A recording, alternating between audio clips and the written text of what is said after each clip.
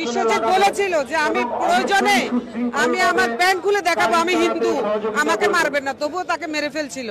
কিন্তু তখন ভারত কোনো প্রতিবাদ করে না। এখন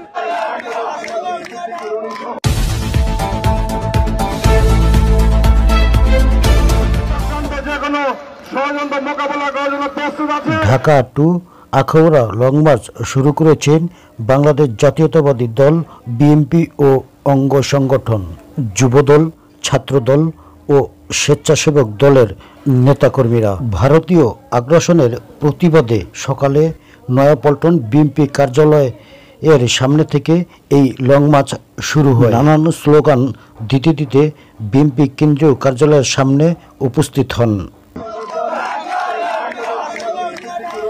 ভারতের আগরতলা বাংলাদেশের সহকারী হাইকমিশনারের হামলা ও জাতীয় পতাকা অবমাননার প্রতিবাদে আগরতলা অভিমুখী লং মার্চ শুরু করেছে বিএনপির ৩ অঙ্গ সংগঠন। দক্ষিণবঙ্গের কৃতি সন্তান রাজপথের লড়াকু সৈনিক ডক্টর সংগঠক বুধবার সকাল ৯টায় রাজধানীর নয়াপল্টন বিএনপি কেন্দ্রীয় কার্যালয়ের সামনে থেকে এই লং মার্চ শুরু হয়।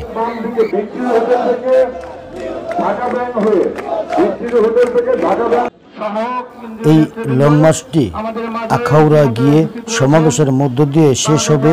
এই লং মার্চ এতে সমর্থন দিতে বিএনপির ৩ অঙ্গ ও সহযোগী সংগঠনের নেতাকর্মীরা ঢাকা সিলেট মহাসড়ক বিভিন্ন পয়েন্টের ব্যানার ফেস্টুন নিয়ে দাঁড়িয়ে সমর্থন দিচ্ছে।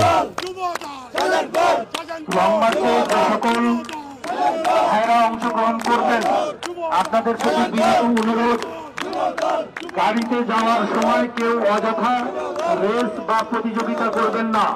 অবশ্যই শৃঙ্খলা মেনে একের পর এক গাড়ি চালাবেন। আমাদের ভারত আগরতলা হাইকমিশন সহকারী হাইকমিশনে হামলা করেছে, জাতীয় পতাকা অবমাননা করেছে এবং একের পর এক তারা নিজেরাই সংখ্যালঘু নির্যাতন করে আমাদের উপর দোষ চাপাচ্ছে। আপনারা দেখেছেন যখন বিশ্বজিৎকে নির্মমভাবে হত্যা করেছিল তখন কিন্তু ভারত কোনো প্রতিবাদ করে নাই। বিশ্বজিৎ বলেছিল যে আমি প্রয়োজনে আমি আমার ব্যাংক খুলে দেখাবো আমি হিন্দু, আমাকে মারবেন না, তবুও তাকে মেরে ফেলছিল। কিন্তু তখন ভারত কোনো প্রতিবাদ করে না। এখন খুনি, ফ্যাসিস্ট, স্বৈরাচার পতিত হাসিনা ভারতে বসে বসে একের পর এক কু করতেছে, যার প্রতিবাদে আমরা আজকে আমাদের প্রতিবাদ তাদেরকে জানাবো। আমরা ইতিমধ্যে দেখতে পাচ্ছি ঢাকা মহানগর বিএনপি আজকের এই লং মার্চে অংশগ্রহণ করে আমরা বলতে চাই, আজকে ভারত একটি বৃহৎ রাষ্ট্র। এই বৃহৎ রাষ্ট্র আজকে বাংলাদেশের একজন ব্যক্তির পক্ষ নিয়েছেন, একটি দলের পক্ষ নিয়েছেন।